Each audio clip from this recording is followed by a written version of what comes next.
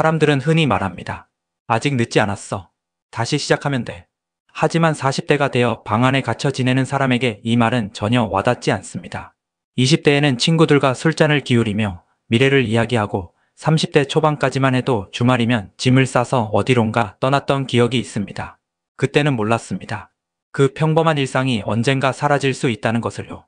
중소기업에 다니던 시절 월급은 넉넉하지 않았지만 그래도 매달 통장에 찍히는 숫자는 있었습니다. 그것만으로도 충분했습니다. 출근길 지하철에서 스마트폰을 들여다보며 하루를 준비하고 퇴근 후에는 편의점에서 맥주 한 캔을 사들고 집으로 돌아오던 그 루틴이 당연한 줄만 알았습니다.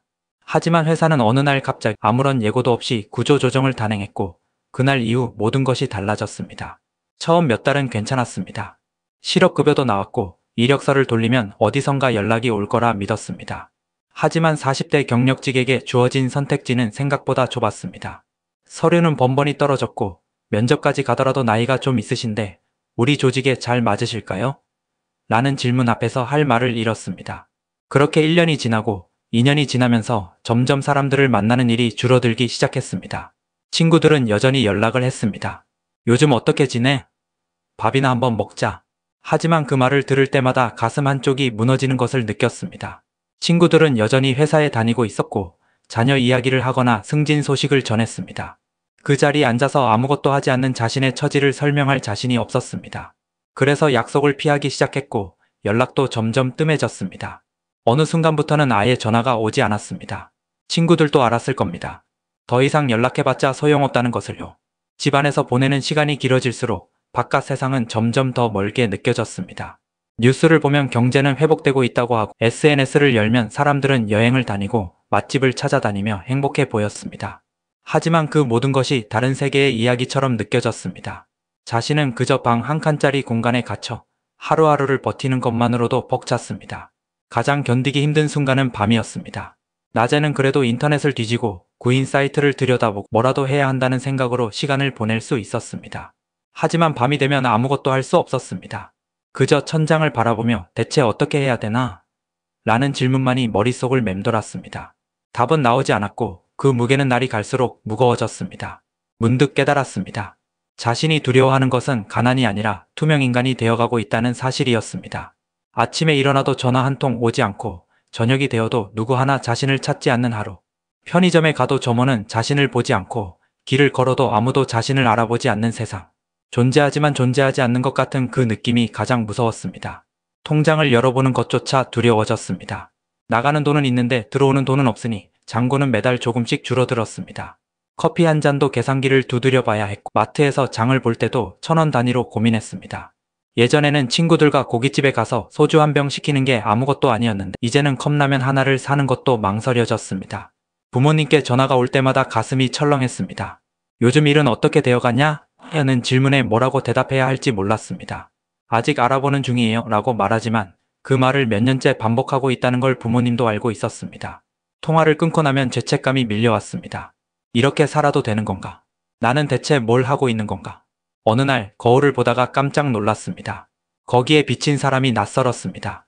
머리는 헝클어져 있었고 수염은 며칠째 깎지 않았고 눈빛에는 생기가 없었습니다. 이 사람이 정말 나인가 싶었습니다. 20대 때 친구들과 찍었던 사진 속 그 사람은 어디로 간 걸까? 웃고 떠들고 내일을 기대하던 그 사람은 언제 사라진 걸까? 가끔 상상했습니다. 만약 타임머신이 있어서 과거로 돌아갈 수 있다면 그때의 나에게 뭐라고 말해줄까? 지금 다니는 그 회사 절대 그만두지 마. 월급이 적어도 야근이 많아도 그냥 버텨. 왜냐하면 40대가 되면 다시 취업하는 게 불가능하다는 걸 너는 아직 모르니까. 하지만 타임머신은 없었고 되돌릴 수 없는 시간만이 흘렀습니다. 저를 아는 사람들은 참 쉽게들 말합니다. 일단 밖에 나가봐. 뭐라도 해봐. 하지만 그 사람들은 모릅니다. 문 밖으로 나가는 게 얼마나 무서운 일인지. 길을 걷다가 아는 사람을 만나면 어떡하지? 요즘 뭐 해? 라는 질문을 받으면 뭐라고 대답하지? 그 생각만으로도 숨이 막혔습니다. 그래서 문을 열지 않았습니다. 커튼을 치고 불을 끄고 그렇게 하루를 보냈습니다. 밤이 되면 유튜브를 켰습니다. 40대 재취업 성공 노하우, 중년 백수 탈출기, 인생 역전 스토리. 그런 영상들을 보며 위안을 얻으려 했습니다. 하지만 영상 속 사람들은 모두 성공했고 희망적인 이야기만 했습니다. 자신과는 다른 세계의 이야기처럼 느껴졌습니다. 영상이 끝나고 나면 다시 현실로 돌아왔습니다. 아무것도 달라진 게 없는 이 방, 이 침대, 이 천장. 어느 날 문득 생각했습니다. 나는 왜 살아야 하지? 이 질문이 머릿속에 떠오르는 순간 소름이 돋았습니다. 이런 생각을 하면 안 되는데 하면서도 그 생각은 자꾸만 떠올랐습니다. 아무도 나를 필요로 하지 않고 내가 사라져도 세상은 그대로 돌아갈 텐데 그럼 내가 여기 있는 이유가 뭔가? 하지만 동시에 알고 있었습니다.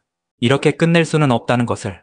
비록 지금은 바닥까지 떨어진 것 같지만 그래도 숨은 쉬고 있고 심장은 뛰고 있고 내일은 또 올 것이라는 걸. 그 내일이 오늘과 똑같을지라도 그래도 살아있다는 것만으로도 뭔가 달라질 가능성은 남아있다는 걸.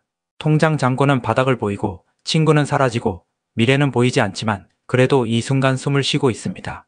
이 처절한 고백을 누군가 듣고 있다면 그것만으로도 자신은 완전히 투명 인간이 된 것은 아니라는 생각이 듭니다. 대체 어떻게 해야 되는지 모르겠습니다. 답은 없습니다. 그저 하루를 버티고 내일을 맞이하고 그렇게 살아가는 것밖에는.